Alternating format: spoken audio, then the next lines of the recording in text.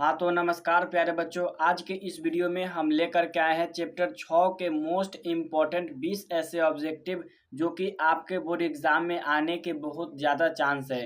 तो आप लोग वीडियो को शुरू से अंत तक देखिएगा और सारे प्रश्न को लिख लीजिएगा ताकि आपके बोर्ड एग्जाम में कोई भी दिक्कत ना हो। तो चलिए आज के इस वीडियो को स्टार्ट करते हैं। और वीडियो स्टार्ट करने से पहले बस एक बात बोलना चाहूँगा, अगर आपको वीडियो पसंद आए तो वीडियो को लाइक कर देना और चैनल पे अगर नए हो तो चैनल को सब्सक्राइब जरूर कर देना। यहाँ पे सबसे पहला प्रश्न है, समरूप त्रिभुज से संबंधित कोण होते हैं। यहाँ पे बताना है जो समरूप त्रिभुज होते हैं तो उसके संबंधित जो कोण होते हैं वो कैसे होते हैं। तो कोई भी समरूप त्रिभुज होते हैं तो उसके सभी कोण जो होते हैं वो समान होते हैं। इसका right answer option number C हो जाएगा। ठीक है, आप लोगों को बस एक याद रखना है कि समरूप में क्या होता है, सभी कोण जो होते हैं वो समान होते हैं। इसके बाद आइए यहाँ पे दूसरा नंबर क्वेश्चन है, यदि दो त्रिभुजों की तीनों भुजाएं समानुपाती हो तो वो त्रिभुज होंगे। यहाँ पे क्या बताना है कि दो त्रिभुज के तीनों भुजाएं समानुपाती है, मतलब कि एक ही जैसा है, तो वो त्रिभुज कैसा होगा। तो वह जो त्रिभुज हो जाएगा वो समरूप त्रिभुज हो जाएगा। इसका right answer option number B हो जाएगा। यानी मेरे कहने का मतलब, अगर त्रिभुज जो है एक ही जैसा दिख रहा है, अगर उसका तीनों भुजा समान है, समानुपाती मतलब समान है, तो वो समरूप त्रिभुज दिखेगा। इसके बाद यहाँ पर 3 नंबर क्वेश्चन है, समरूपता ए शर्त का क्या अर्थ होता है। अब यहाँ पे बताना है समरूपता ए का शर्त क्या होता है, फिर एक और बताना है समरूपता एस का शर्त क्या होता है। तो 3 नंबर जो क्वेश्चन है इसका राइट आंसर हो जाएगा ऑप्शन नंबर 1, 3 कोण बराबर। समरूपता ए का अर्थ होता है 3 कोण बराबर होते हैं त्रिभुज के। इसके बाद यहाँ पर क्वेश्चन है, समरूपता एस की शर्त क्या होता है। तो समरूपता एस की शर्त होता है तीनों भुजाओं का अनुपात जो होना चाहिए वो समान होना चाहिए, यानी कि तीनों भुजा समान होना चाहिए। समरूपता ए का शर्त है कि तीनों कोण समान होना चाहिए, और समरूपता एस का शर्त है कि तीनों भुजा का अनुपात समान होनी चाहिए। इसके बाद आइए यहाँ पर 5 नंबर क्वेश्चन है, त्रिभुज की सबसे लंबी भुजा होती है।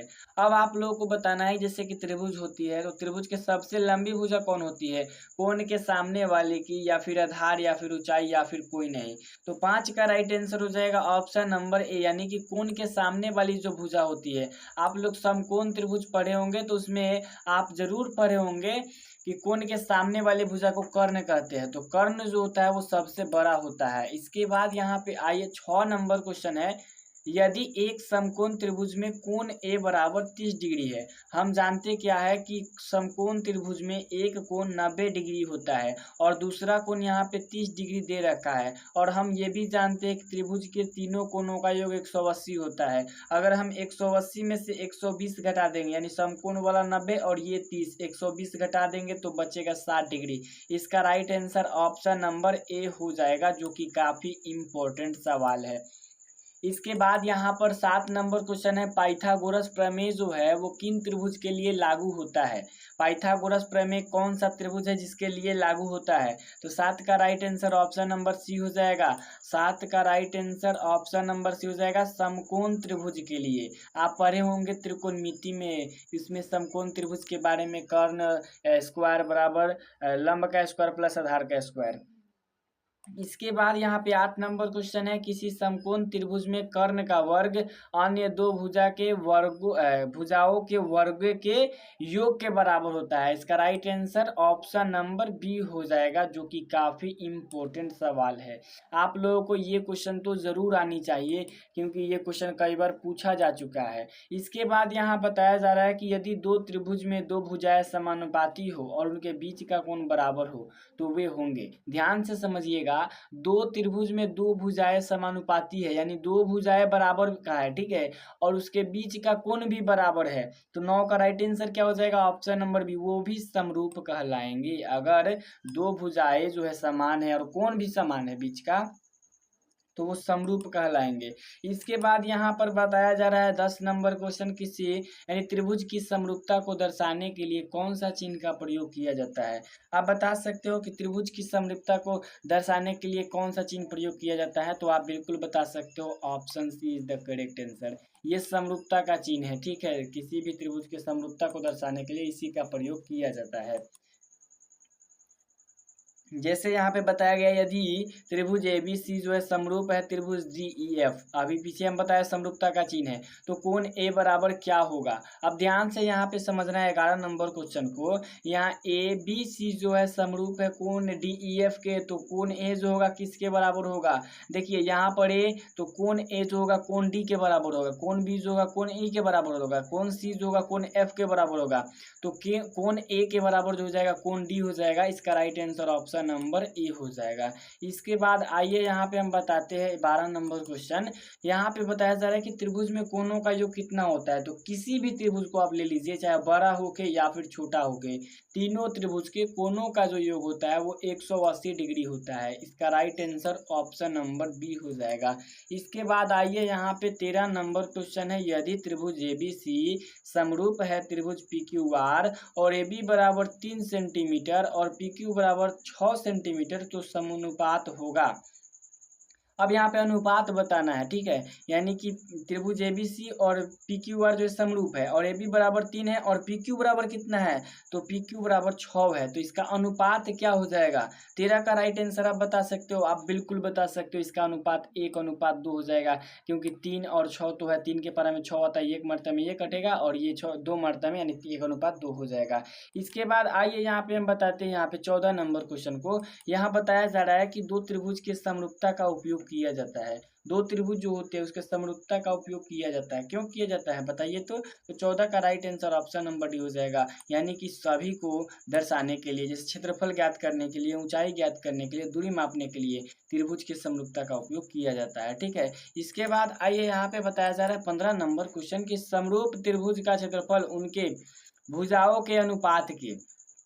अब जैसे यहाँ बताया जा रहा है कि समरूप जो त्रिभुज होते हैं तो उसका जो क्षेत्रफल होता है तो उनके भुजाओं के अनुपात के क्या होते हैं, तो भुजाओं के अनुपात के वर्ग के बराबर होते हैं, ठीक है। यानी कि समरूप त्रिभुज का जो क्षेत्रफल होता है उनके भुजाओं के अनुपात के वर्ग के बराबर होता है। इसके बाद यहाँ पर 16 नंबर क्वेश्चन है। समरूपता की SAS शर्त के अंतर्गत कोण होना चाहिए।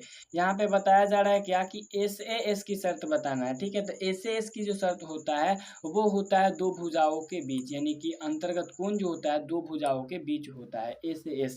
अब अभी इस पहले बताया कि कोण AA का क्या शर्त होता है, तो सभी कोण बराबर। SS का शर्त क्या होता है, तो सभी भुजा बराबर। और SAS की शर्त है कि दो भुजाओं के बीच में एक कोण, ठीक है।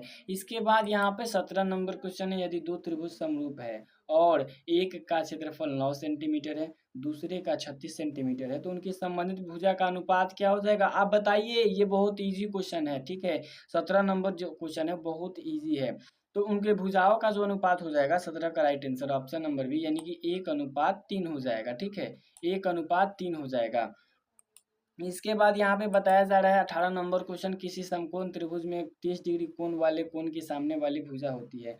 अब कोई भी समकोण त्रिभुज है तो 30 डिग्री कोण वाले की सामने की भुजा कितनी हो जाएगी, अब बताइए। तो 30 डिग्री जब कोण रहेगा तो यहाँ पे बता देना है, तो जब 30 डिग्री कोण रहेगा तो आपको क्या कह देना है कि वो कर्ण की आधी हो जाएगी, ठीक है। कर्ण की आधी हो जाएगी। अगर समकोण त्रिभुज में 30 डिग्री वाले कोण के सामने वाली जो भुजा हो जाएगी कर्ण की आधी हो जाएगी। इसके बाद यहाँ पर बताया जा रहा है 19 नंबर क्वेश्चन। समरूप त्रिभुज में संबंधित भुजा का अनुपात क्या कहलाता है। तो कोई भी जो समरूप त्रिभुज होता है तो उसमें संबंधित जो भुजा का अनुपात होता है उसे हम लोग कहते हैं समरूपता का अनुपात, ठीक है। समरूपता का अनुपात, इसका right answer option number C हो जाएगा, ठीक है। इसके बाद आइए यहाँ पे बताया जा रहा है अगला प्रश्न 20 नंबर, जो कि लास्ट है। यदि दो त्रिभुज समरूप है तो उनके परिमाप का अनुपात भी होता है। तो 20 का right answer option number B हो जाएगा, संबंधित भुजाओं के अनुपात के बराबर हो जाता है। यानी कि दो त्रिभुज जो है वो समरूप है तो संबंधित जो भुजाओं के अनुपात के वो क्या हो जाएगा, बराबर हो जाएगा। आई होप कि आपको ये प्रश्न आसानी तरीके से समझ में आई होगी। और अगर आपको ये वीडियो पसंद आया हो तो बस वीडियो को लाइक कर देना, चैनल पर नया हो तो सब्सक्राइब कर देना, ताकि आपके बोर्ड एग्जाम से रिलेटेड जितना भी क्वेश्चन हो सारे क्वेश्चन मिल सके और आप आसानी से पढ़ सके। तो मिलेंगे इसी के साथ नेक्स्ट वीडियो में, तब तक ले जय हिंद जय भारत।